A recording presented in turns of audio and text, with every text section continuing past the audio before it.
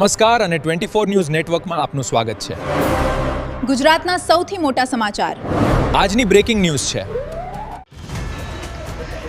બનાસકાંઠામાં national mission on natural farming હેઠળ 61% કામગીરી પૂર્ણ। બનાસકાંઠા જિલ્લામાં national mission on natural farming યોજના હેઠળ પ્રાકૃતિક ખેતીને પ્રોત્સાહન આપવા વિવિધ કામગીરી હાથ ધરવામાં આવી રહી છે। જિલ્લા કલેક્ટર મિહિર પટેલના અધ્યક્ષસ્થાને યોજાયેલી ડિસ્ટ્રિક્ટ લેવલ મોનિટરિંગ કમિટી બેઠકમાં યોજનાની પ્રગતિ અંગે સમીક્ષા કરવામાં આવી હતી।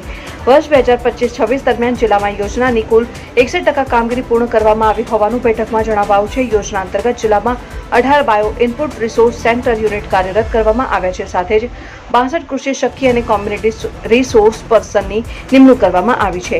પ્રાકૃતિક ખેતી અંગે ખેડૂતોમાં જાગૃતિ લાવવા ગ્રામ પંચાયત કક્ષાએ કુલ 186 અવેરનેસ કાર્યક્રમો યોજાયા। ઉપરાંત જિલ્લાના 31 ક્લસ્ટરમાં કુલ 3875 ખેડૂતો દ્વારા પ્રાકૃતિક ખેતી પદ્ધતિ અપનાવવામાં આવી રહી છે અને ખેડૂતોને માર્ગદર્શન અને તાલીમ આપવા માટે જિલ્લામાં 35 ઓરિએન્ટેશન કાર્યક્રમોનું પણ આયોજન કરવામાં આવ્યું છે।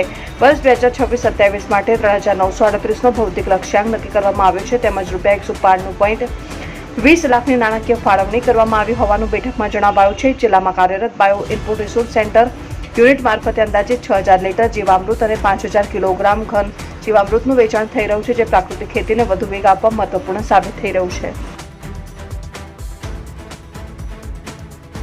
જિલ્લામાં જનગણના 2027 એટલે કે વસ્તી ગણતરી 2027ની શરૂઆત 17 મેથી થવાની છે।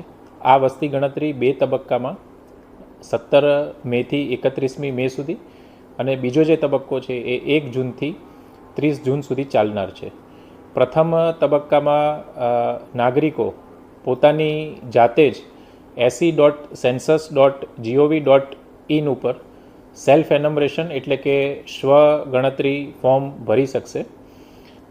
ફોર્મ ભર્યા બાદ 11 આંકડાનો જે આઈડી આવે તે સાચવી રાખી જ્યારે પણ વસ્તી ગણતરી સ્ટાફ આપના ઘરે આવે ત્યારે એ આઈડી આપવાનો રહેશે તથા ડોર ટુ ડોર એટલે કે હાઉસ જે ઘરે ઘરે જઈ અને ગણતરી છે તે 1 જૂનથી 30 જૂન સુધી શરૂઆત થશે અને આ સમગ્ર પ્રક્રિયા દરમિયાન 4500 કરતાં વધારે વસ્તી ગણતરી સ્ટાફ આ સમગ્ર અભિયાનમાં જોડાશે। સૌ બનાસકાંઠા જિલ્લાના નાગરિકોને પોતાનું જે સ્વગણતરી પ્રથમ તબક્કામાં કરાવવા માટે હું જિલ્લા વહીવટીતંત્ર વતી અપીલ કરું છું।